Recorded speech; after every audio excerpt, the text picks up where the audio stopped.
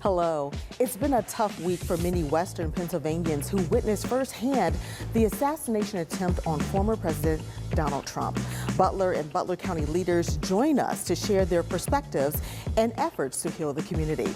Also, gun homicides are taking a toll on Pennsylvania's Black community. We'll talk to anti-violence advocates about the newly released data and hear ways to solve the problem. Plus, the gathering of untold stories of African Americans in Pennsylvania. We'll tell you how you can get involved. So pull up a chair and meet us at the corner. Intersection starts right now.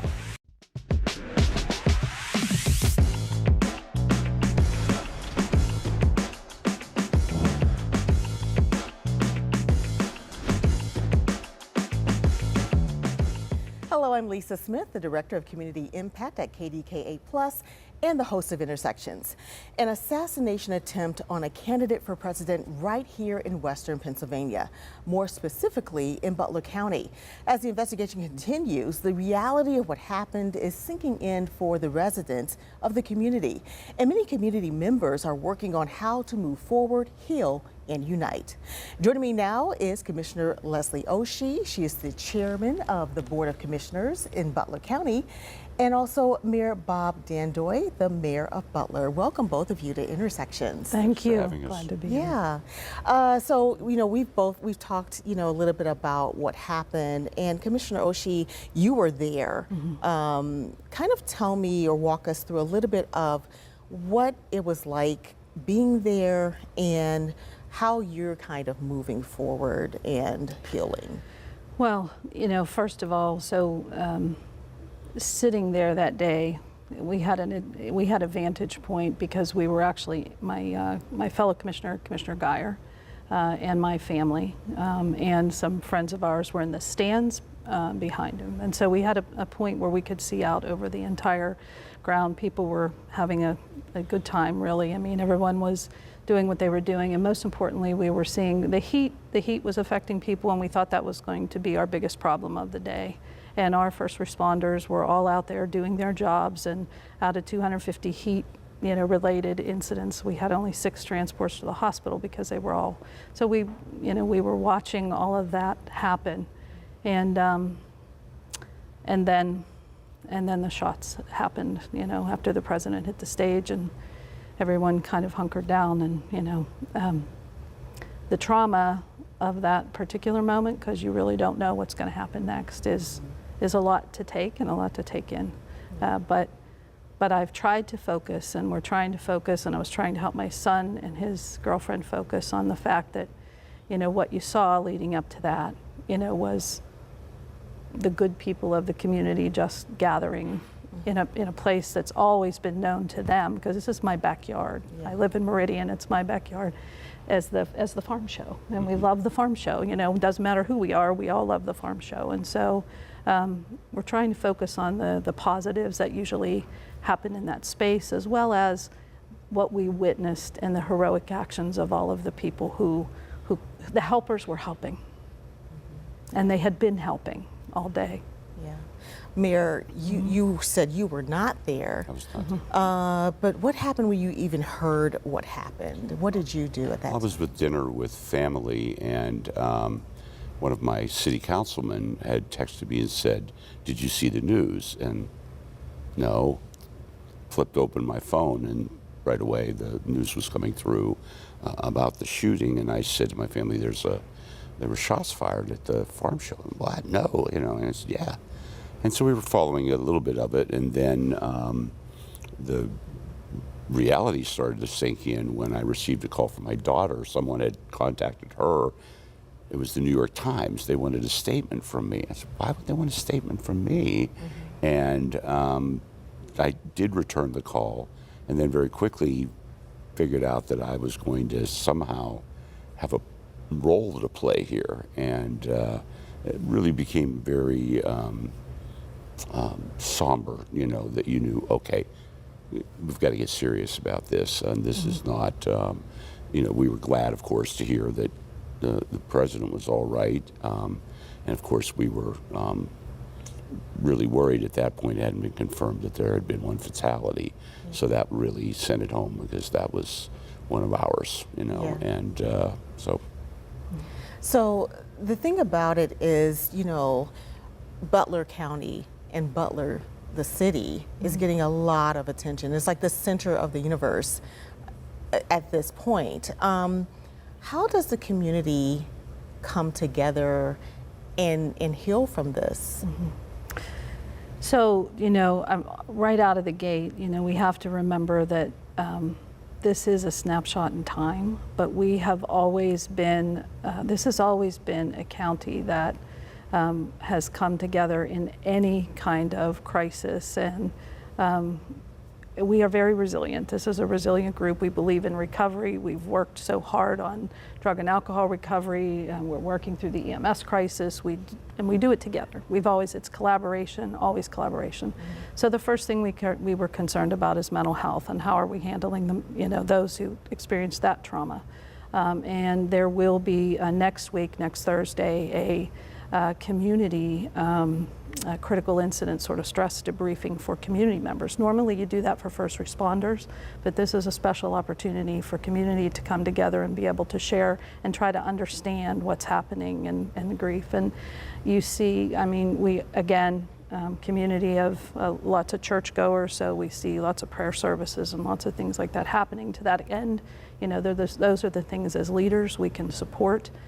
But I think we have to focus on and remember, you know, what defines us as a county and what will continue to define us as a county going forward. And that has been, I think, us as leaders together, regardless of our political affiliation. Right. That's how we move forward. Yeah. And the other thing that we wanted to clarify is, you know, Butler is getting a lot of attention, but this is not actually happening. It didn't happen in the Butler community. City. Within the city. Well, use your words. It Yes. did not happen within the city limits. Right, Okay? yes. But it did happen in the Butler community. Yeah. I think Correct. we all identify that way. We are from Butler, and so that was, you know, it was part of us. It impacted everyone, whichever way it did impact you. Yeah. And I think that was probably some of my earliest thoughts about this is we have enjoyed over the last several years some very positive energy and momentum in our county. And there's a lot of great things that are happening, a lot of great things on the horizon. And immediately I started thinking about the impact on that energy, because now the negative energy was going to come in. We knew that, you know, with communities like this, when these things happen, there's a stigma. And I didn't want that. I don't want that. Right. And, you know, so that worried me. Will we be able to regain this positive energy that we have? How much will this impact it? What's the work that we're going to have to do? Turn that around and keep it moving forward. Yeah, real quickly, Butler, the city, has gotten a lot of blowback.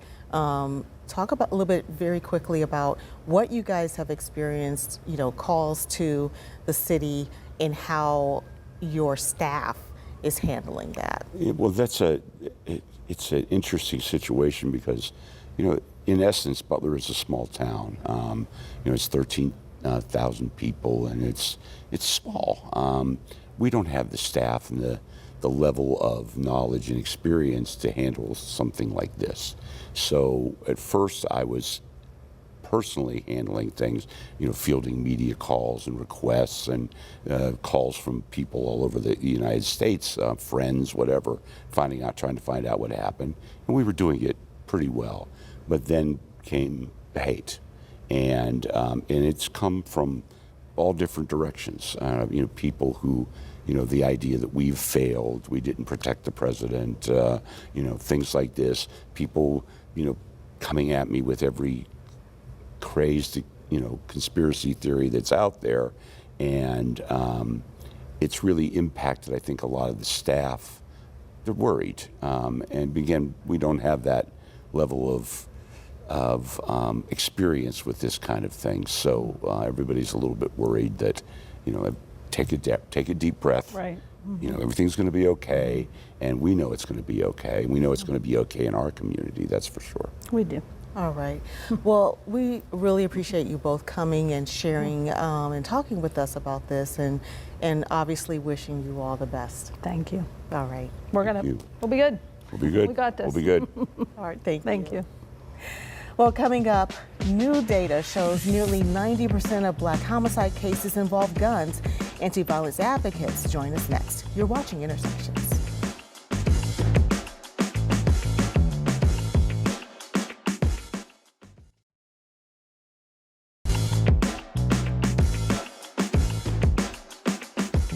Well, the numbers aren't good. According to the CDC, in 2022, the homicide rate for Black victims was 29.0 compared to a national rate of 7.7 and 4.2 for white victims. And of the Black victims who died, a gun was used in 87.4% of the cases. In addition, Pennsylvania is among the top 10 states for these cases, ranking number 9. Here to discuss how this issue is being addressed are Tim Stevens, the president of the Black Political Empowerment Project and the Greater Pittsburgh Coalition Against Violence, Josh Fleetman with Ceasefire PA, and Terry Minor Spencer, founder and president of the West End Power. Welcome all of you to Intersections. So we hear these numbers, and you know, when you're talking almost 90%, that is a lot, right? Tim, you know, tell us a little bit about, you know, the Coalition Against Violence. This was kind of the start of the Coalition Against Violence, was to try to bring these numbers down. Yeah, we started in the 90s, and we had 50 plus sessions in 13 months to create this document. And I'm asking people to go to the document because we're asking people to use it. There's 833 strategies. Valerie Dixon, my friend who died recently, she counted them. But we have a section on page 57. Go to www.coalitionagainstviolence.net. We have 38 sections impacting violence, and there's a whole section. We work with this gentleman all the time with Ceasefire on gun violence reduction, and such as if you have guns in the house, make sure they're put away, separate the weapon from the guns or the bullets. If you have children in the house, is particularly important. We have things where we're asking our politicians, where do these guns come from? Black people, for instance, we don't manufacture guns. My understanding is there's no black manufacturer in the country manufacturing guns, yet we're getting these guns. So something is not working to prevent what we do in our families. We have a whole section on the role of the families in our document, Coalition Against Violence, Strategies for Change, Building More Peaceful Communities. We as family members, as parents, grandparents, uncles, aunts, we need to create an atmosphere in our families that gun violence is not the way. When I grew up 500 years ago in the Hill District, we may have had fights, but we lived to see the next day. Unfortunately, today, too many of our young people are going first to the guns, killing people.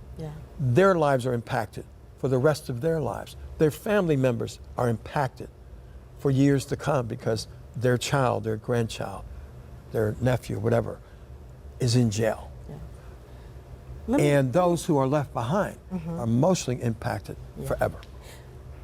Josh, jump in on this number, and if this number is surprising.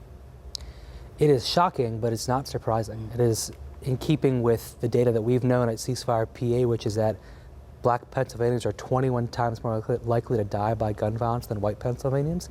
And, you know, Tim asked where the guns are coming from. And the thing is, we know a lot of the time where guns are coming from. These are illegal guns being intentionally funneled into black communities, straw purchased and trafficked. And while, of course, entities like the family, like community organizations, faith organizations, they're all really, really critical. We also need to hold, as Tim talked about, our lawmakers accountable for putting in place systemic safeguards against this flow of illegal guns. And we know how to do this, things like requiring lost and stolen guns to be reported, doing more inspections of gun dealers where we can see a lot of illegal guns are coming from particular gun dealers. Things like requiring gun dealers to report their records of sale to the state police through a digital system instead of paper.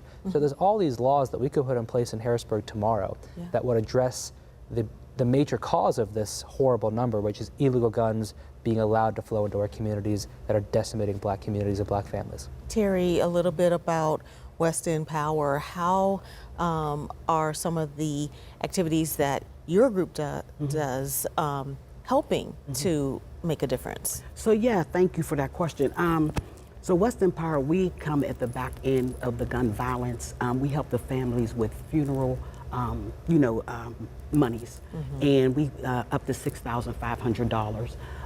A lot of times we are finding that, as Mr. Stevens said, the youth and so they don't have insurance, and so that's the way that we come in and try to help the family. And then as I work with my job is to make sure that we work with the law enforcement, making sure that the families of victims are safe, they feel safe, there's no retaliation. And so just to piggyback off of what my colleagues both said is that it has to be another way of legislation to protect our community. For us, for Pennsylvania to be the 9th highest in black suicide, that's staggering in itself. Yeah. And so, yes, that's how West End Power gets involved. Well, I'm glad you all were able to come and talk about this. It's obviously an ongoing conversation, so we will definitely have you all back to continue this. We appreciate you. Thank you. Thank you. Thanks for having us.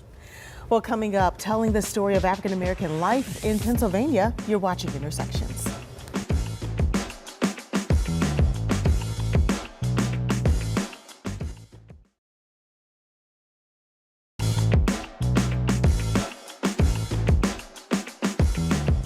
Well, do you have a story to tell about growing up black in Pennsylvania or how your family ended up in Western PA? If so, the PA Humanities Council wants to hear your story. It's part of a project underway right now called Voices of History. And here with us to explain more is Dr. Ervin Dyer, a member of the Board of Directors for the August Wilson House. Welcome to Intersections. Hello. Yes. So tell us a little bit about this project. And the PA Humanities Council kind of is partnering with the August Wilson House on this, right? That's right. PA Humanities Council is 50 years old, and they wanted some way to celebrate that. And so they created this oral history project, Voices of History. And because August Wilson House is already involved in telling the legacy of Mr. Wilson, he was a tremendous storyteller. We have our own storytelling project. They partnered with us to try to get the news out in the community that oral history is really a special event, a way to capture family stories, family's history, the larger American story. So that's what we're trying to do. Yeah, and I saw on their website that it kind of got birthed here, right? In Pittsburgh, there was an event happening with author Isabel Wilkerson. Yes. And it just kind of bubbled up from there. Is that right? So Ms. Wilkerson kicked it off officially. There was an initial pilot project in Chester, Pennsylvania.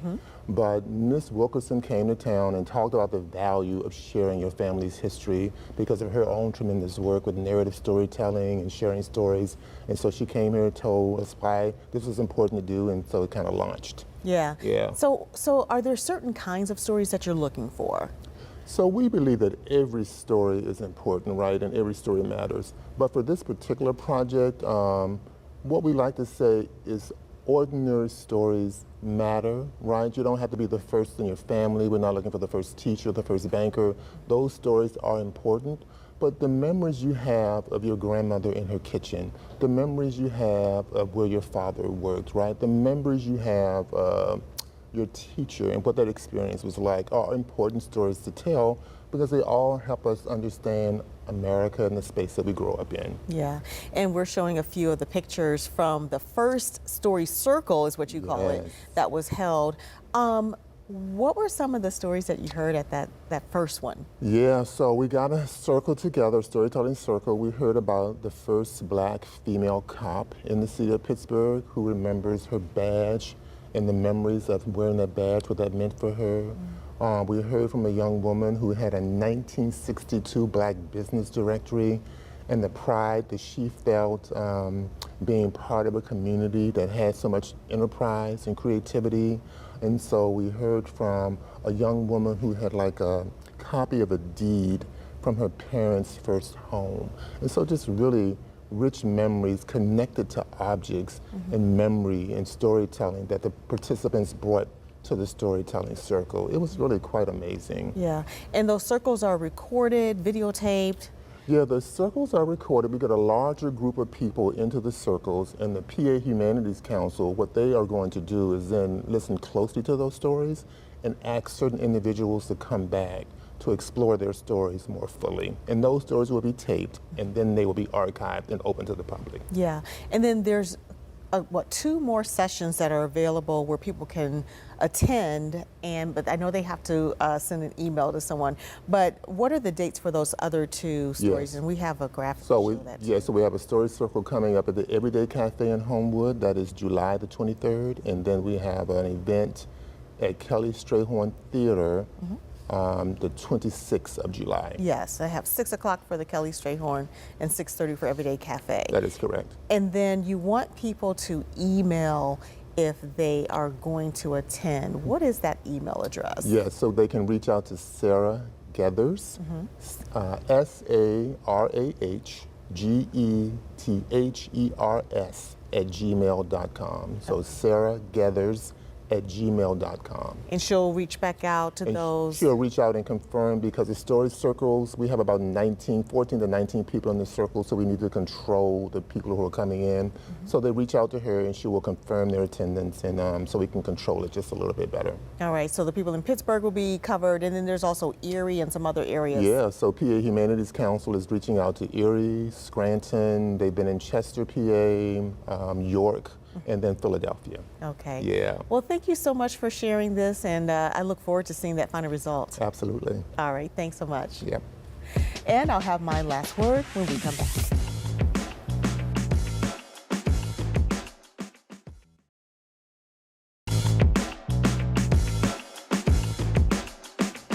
Unity is a word we've heard several times recently. It's easy to say, but can be hard to achieve. Unity involves give and take, listening, even agreeing to disagree sometimes on the issues. But it would be great if we could agree by unanimous consent that violence should not be the answer. Thanks for watching. We'll see you next time on Intersections.